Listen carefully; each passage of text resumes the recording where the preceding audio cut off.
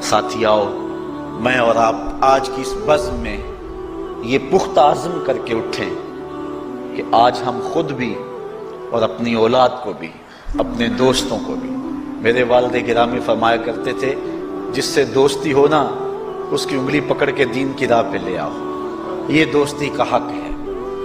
اس کے لیے آپ بہت کچھ کرتے ہیں لیکن اگر اس کو دین نہیں دیا تو کچھ بھی نہیں دیا۔ کوشش کرو میرا دوست ہو اور جہنم میں جائے۔ والدین بچے کے مستقبل کے لیے کتنی کوشش کرتے ہیں، لاکھوں روپیہ لگاتے ہیں مستقبل ٹھیک ہو تو، کرتے ہیں کہ نہیں کرتے؟ یونیورسٹیوں کے اندر، کالجوں کے اندر کتنی بھاری فیسیں بھرتے ہیں، کیوں اتنا کچھ کیوں کر رہے ہو؟ میں نے دیکھا بوڑھا باپ اپنی کمر پہ بوریاں لاد کے مزدوری کرتا ہے، مائیں اپنا زیور بیچ رہی ہیں کہ اولاد پڑھ جائے۔ میاں اتنا کچھ کیوں کر رہے ہو؟ جی مستقبل ٹھیک ہو جائے۔ یہ مستقبل کتنا ہے؟ 20-25 سال کا، اور جو اصل مستقبل ہے اس کی فکر ہی نہیں کسی کو۔ اصل مستقبل تو وہ ہے، اللہ اکبر، بیرون ملک جائے بیٹا تو ماں کہتی ہے بس دعا کرو کہ میرا بیٹا خیریت سے پہنچ جائے۔ بیٹی کی شادی کرتی ہے تو ماں کہتی ہے دعا کرو کہ اپنے گھر میں اس کو چین مل جائے۔ کسی کا انٹرویو ہوتا ہے، لوگ کہتے ہیں جناب دعا کرو کہ اس انٹرویو میں وہ کامیابی سے گزر جائے۔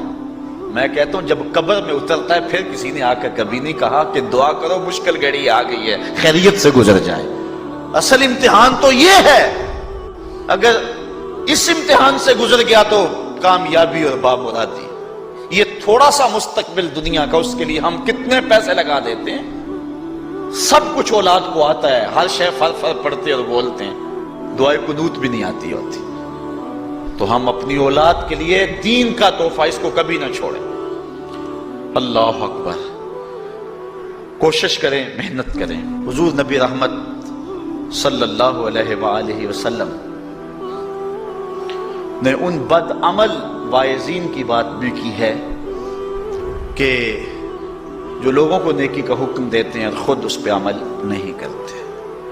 آج ہمارے کچھ واعظین لوگوں کو تو واضح تلقین اور نصیحت کرتے ہیں اور خود نماز میں سخت سستی کا ارتکاب کرتے ہیں، اور جس سے قوم کے اندر نماز میں سستی عملاً پیدا ہو جاتی ہے۔ کوئی عرس کی تقریب ہو، کوئی محفل نعت ہو، کوئی جلسہ ہو، کوئی شادی کی تقریب ہو، نماز کے وقت کا پورا خیال رکھا کریں اور اس بات کا لحاظ رکھا کریں۔ بلکہ ہمارے ہاں ایک عجیب سا فیشن ہے اور عجیب سی بات ہے، میں بڑا حیران ہوا کرتا ہوں کہ عشاء کے بعد جب جلسے ہوتے ہیں نا ہمارے مساجد کے اندر، تو مغرب سے اعلان شروع ہو جاتا ہے آج رات فلاں صاحب خطاب فرمائیں گے، اور پھر جب نماز عشاء ہوتی ہے تو ہمارا نقیب محفل کھولتا ہے لاؤڈ سپیکر اور وہ اعلان کرتا ہے حضرات جماعت ہو چکی ہے، اب مسجد میں آ جائیں۔ یعنی یہ نماز کو ہلکا کرنے والی بات ہے۔ انہوں کو کہا جا رہا ہے کہ بلکہ بعض تو کہہ دیتے ہیں جس کا تمہیں ڈر تھا وہ گزر گئی ہے، اب آ جاؤ، کیا لینا ہے جلسے میں آ کر اگر نماز ہی نہیں پڑھنی ہے تو۔ ممبر و محراب کے جو ذمہ دار ہیں ان سے جو ہے وہ عجیب و غریب قسم کی جو ہے وہ حرکات سکنات سرزد ہو رہی ہیں۔ یہ جو جہل نقیبوں کا ایک غول آ گیا نا، یہ بھی ایک بہت بڑی مصیبت ہے۔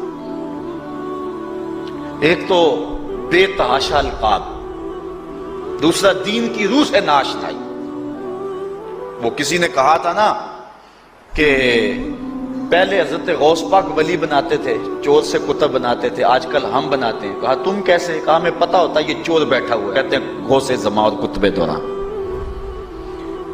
بے تحاشا اور بے تکا انداز، اور پھر دین کی روح سے یہ ناشنائی کہ باقاعدہ اعلان ہوتا ہے جناب جماعت ہو چکی اب تو آ جاؤ۔